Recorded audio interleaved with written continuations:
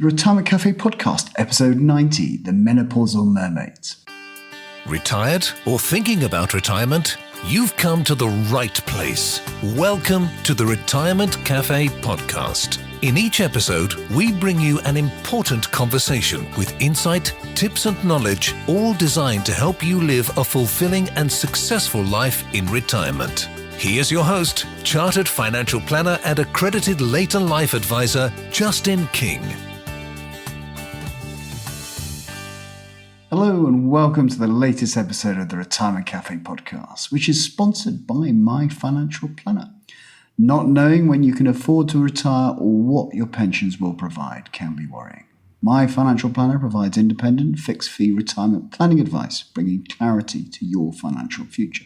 At My Financial Planner, we build you a retirement plan, bring together all your retirement savings and equip you with the knowledge of what improvements you can make to your retirement plan. Find out more about getting a plan to fund the retirement you really want at myfinancialplanner.co.uk. The title of today's episode, The Menopausal Mermaids, is possibly quite intriguing. To explain further, I'd like to share with you a conversation I had with sea swimmer Nicole Morelli towards the end of April. Nicole joined me from Portrush, which is a small seaside town built along a mile-long peninsula on the north coast of County Antrim, Northern Ireland.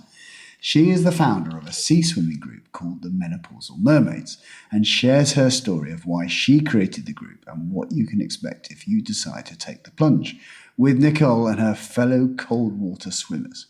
So without further ado, I hope you enjoy my discussion with Nicole. Welcome, Nicole. Thank you, Justin. Great to be here. I love the background. There's a few listeners who will watch this on our YouTube channel. So just for the benefit of the listeners, what can I see behind you? Well, I'm not at home, Justin. I'm actually in my business. I have an ice cream shop in Port Stewart, which is a couple of miles west of Portrush, right. And lovely seaside town. So yes, I have some ice cream graffiti art on my walls here. So to cheer the place up. Yeah, fantastic. And of course, you're having a bit of a tough time, obviously, like everyone else with the lockdown, and your ice cream parlour sadly is closed at the moment. We are sadly closed. This is the first time in over 100 years you cannot get a Morelli's ice cream on the North Coast. My family have been trading that long, but obviously we have to follow health guidelines, and we're all closed. So sad, but there you go. Everybody's in the same boat. So a family business, I didn't know this. So this is interesting to me. Family business for over 100 years. That's correct, yeah. Started by who? Oh, my father's Italian with the name Morelli. My mother is Irish. So we're third generation. My great Uncle Peter arrived over here from Italy just before 1911. And married a local girl and came home with an ice cream recipe in his pocket given to him by his father. And he started trading. He started fish and chips, I think was the first business he had. Yeah. And then he started making ice cream, and he brought my grandfather over as a young man to help out. And well, the rest is history. Wow. And do you still have the recipe? Oh, yes, but I couldn't part with that, I'm afraid. No. Fantastic. Do you have the original recipe? Do you have the bit of paper? Well, I have a recipe book that belonged to my father, but it hasn't changed that much. Obviously, it's tweaked over the years, to fit in with guidelines and things. But yeah, sure. That's amazing, fantastic. And then it's been a family thing. This sea swimming. Well, no, actually, no, I'm the first. I'm the first. They all think I'm quite mad. But my sister now joins me. My sister, Rosanna, she swims with me regularly as well. Wow. Took a bit of persuasion, but she's hooked also. So tell me about the aim of your group, the Menopausal Mermaids. Well, I didn't start off with a name. I started off, I'd had a few health issues, and November 2017, I had a hip replacement. Wow. And was feeling pretty lousy. And a friend and I got together at a kid's birthday party, had a chat, looked out at the sea and thought, God, I would love to start swimming again. I hear it's so good for you. And so we met up on the following Monday. I think we lasted about 2 minutes and squealing and shouting. But we had such a laugh, and we came out, and the buzz you felt was incredible. We went back the next day, and the next day, and the next day, and 5 minutes turned into 15 minutes. And yeah, that was it really. I was talking about it so much to friends, and I managed to persuade a couple of friends to join me. the next thing you know, you're setting up a Facebook group, and it just kind of grew organically, really. Yeah, wasn't much effort put into it. It just happened. Wow. So, Wow. And so when did you start? November 2018. Wow. Okay. So I have been over a year now. So great. Yeah, I just love it. and is this sea swimming without a wetsuit or with a wetsuit? No wetsuit. No wetsuit. No wetsuit. Swimsuit. Obviously swim hats, and so most of us wear like swim booties or swim shoes, and some wear gloves. Right. And this is the Atlantic Ocean? This is the Atlantic Ocean, yeah. And our favourite time actually is winter time, because that's when you just get the best adrenaline rush. Okay. Yeah. So how many of you are there, and how long do you go in for? Well, our Facebook group has over 200 members now. Brilliant. And we have a very busy WhatsApp group as well, with between 60 and 80 members. And before lockdown, we were swimming every single day, no matter what the weather was like, unless, of course, it was too dangerous to swim. But there's usually between 10 and 15 of us. Great. And we're blessed with so many beautiful beaches here in the North Coast. We're so lucky. So some of us have swim in Port Stewart in the morning, some of us swim in Portrush, and then there's a lovely, like a beautiful sea pool called the Herring Pond. Some of us swim in there as well. So there's so many of us, we can organise different swims at different times. That's great. And are you still managing to get out now, or? Well, we're advised not to swim at the moment. We were swimming really up until a couple of weeks ago, but only two of us. It was like a rota system. 2 would go in at 9 o'clock, then 2 at 9:30. Right. But sadly, with lockdown, we've had to knock on the head a bit. So yeah. Sure. Mm-hmm. Wow. Now I do a bit of sea swimming myself. Right. And I was supposed to be doing an Ironman this year, and I did one last year, myself and my wife, Kathy. So we live in Mudderford in Christchurch, which is on the south coast. So we are getting in for a reasonable length of time, or I am anyway. But it is darn cold. Yeah. I mean, I've got a wetsuit on. I've got a swim wetsuit on. I may be swimming for 30 minutes to an hour, I suppose, but I'm finding it. I mean, I'm not going in. I mean, I got in, I think, the first time this year about February, but Yeah. Well, I think you build up a resistance to it. You do get used to it, and I think that's part of the adrenaline, the buzz you get is that cold, that impact of cold water. And I mean, it's the best anti-inflammatory you're going to find. I have osteoarthritis, and I'm off all painkillers now. I need to swim at least 3-4 times a week. I'm struggling at the minute because I'm not getting in the water as much, but it's like therapy.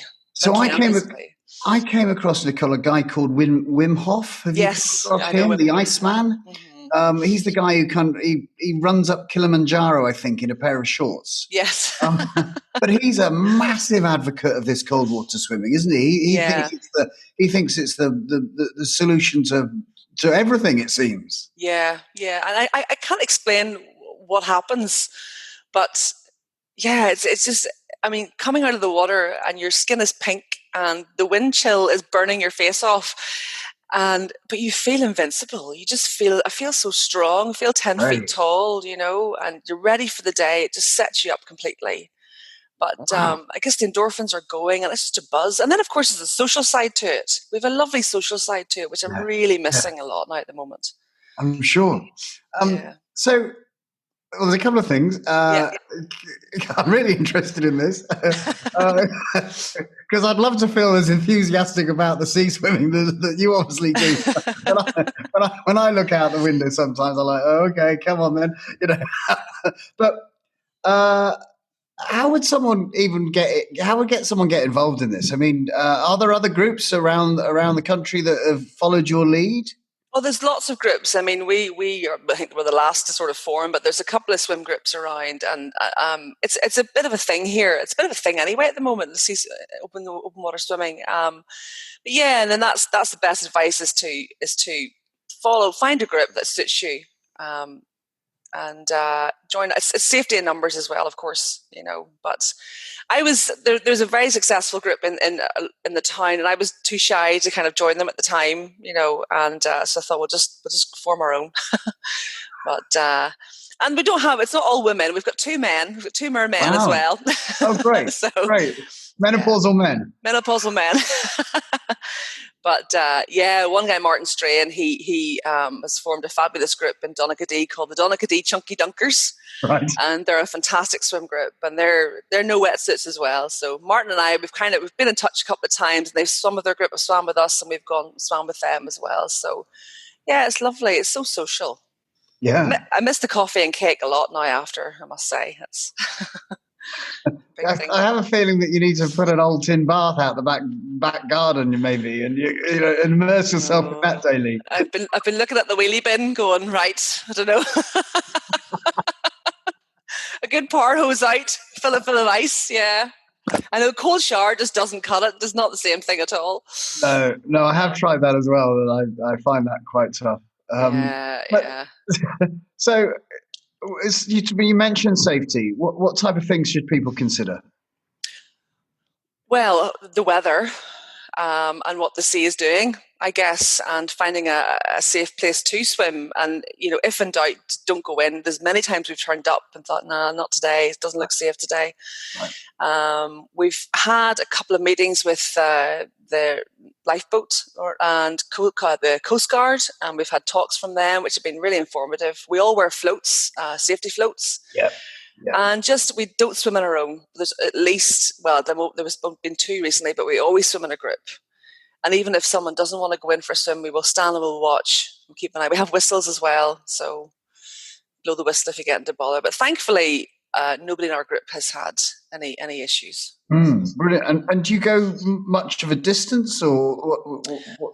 I'd say we're more of dippers than swimmers. Right. Because it's the Atlantic Ocean, and 90% of the time it's quite choppy and quite lots of beautiful waves. So we kind of just frolic about in the waves, and there's lots of chatter, there's lots of carry on, and lots of crack, and lots of what's said in the sea stays in the sea.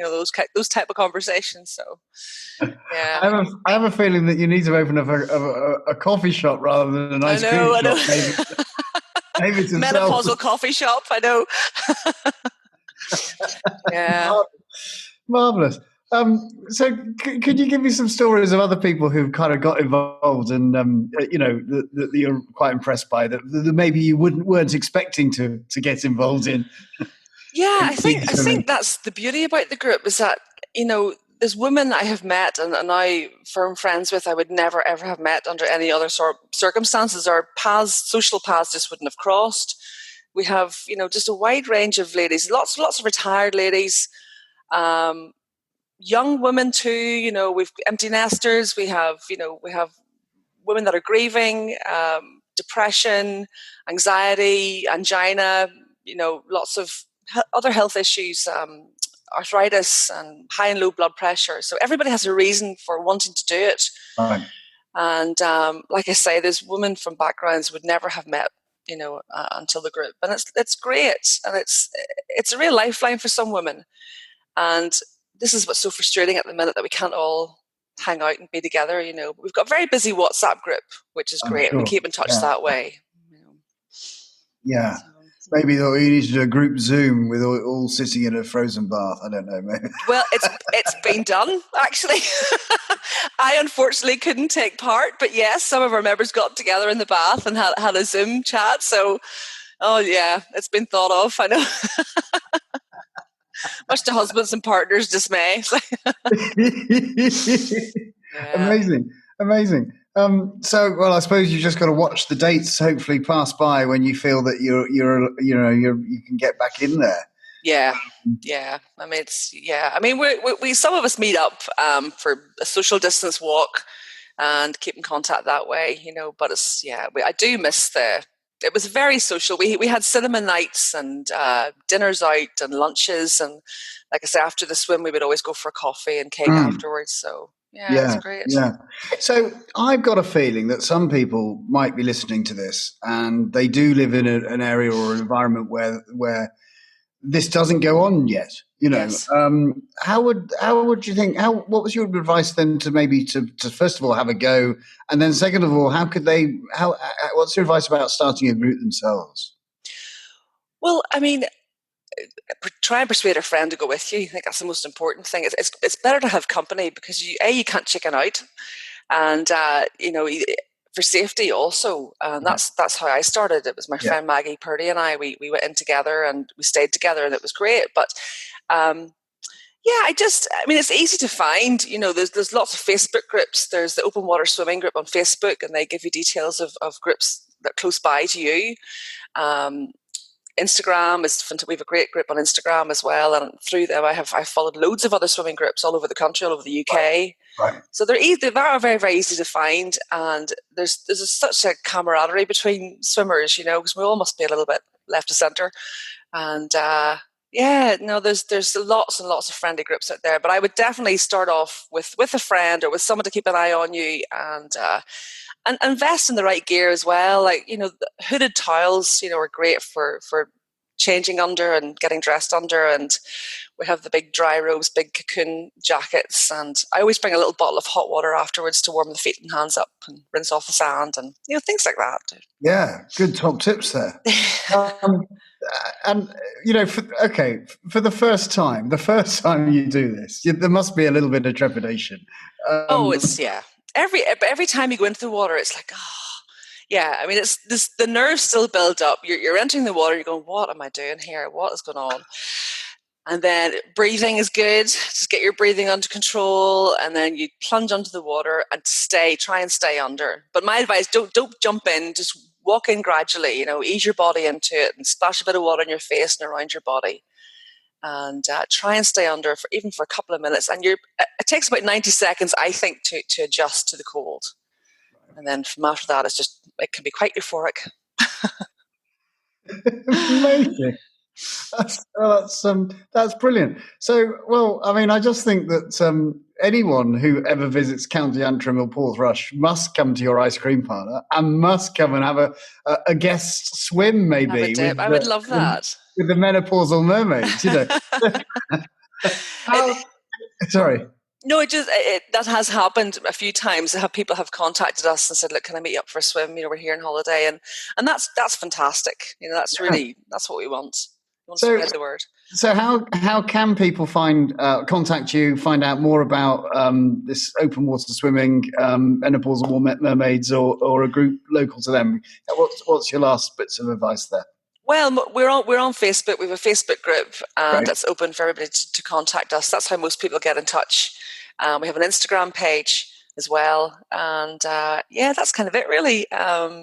So great. Yeah. Well, we'll put all those. We'll put some links on our show notes on our website page for retirementcafe.co.uk, where they can just jump to those links and find your Facebook page and and message you if they want to come for a guest swim. Absolutely. or maybe just a bit of extra Dutch courage or maybe it's Italian-Irish courage they need to if you're lucky, you might get a hot Irish whiskey afterwards as well. So that's good. Warm me up. I was thinking to myself, you take a little flask of something warm, and I was thinking, is it really water? But I can't give too much away, Justin. I'll be in trouble. Well, it's been brilliant chatting to you, Nicole, this morning. Thanks so much for taking time out to come into your business. I love the graffiti on the back and finding out a little bit more about 100 years of history there. So I think it's wonderful what you're doing. All power to you, and hopefully it inspires a few other people to take the plunge. Thanks Justin. Okay, take care. Thank you. Bye-bye. Bye-bye. Thanks once again to Nicole for taking the time to speak with me and share her story of the Menopausal Mermaids. If you've been inspired to take a dip in the open water, check out the show notes on our website at theretirementcafe.co.uk, where you'll find some useful links. As ever, if you've enjoyed this episode, please do leave us a review on Apple Podcasts, and be sure to subscribe either on our website or your preferred podcast player so you never miss an episode. I'd love to take this opportunity to thank Matt for leaving us a review for us. He said this is an excellent series of podcasts providing some insightful aspects of people's relationships with money and how this impacts on decision making. Thoroughly enjoyed the podcasts I've listened to so far. Thank you again to My Financial Planner, they're a fixed fee retirement planning specialist, for sponsoring the podcast. You can find out more about how they can help bring clarity to your retirement at myfinancialplanner.co.uk. So until next time, this is Justin King helping you feel more informed in your retirement. Thank you for listening to the Retirement Café Podcast with Justin King. To find out more, you can find us online at theretirementcafe.co.uk.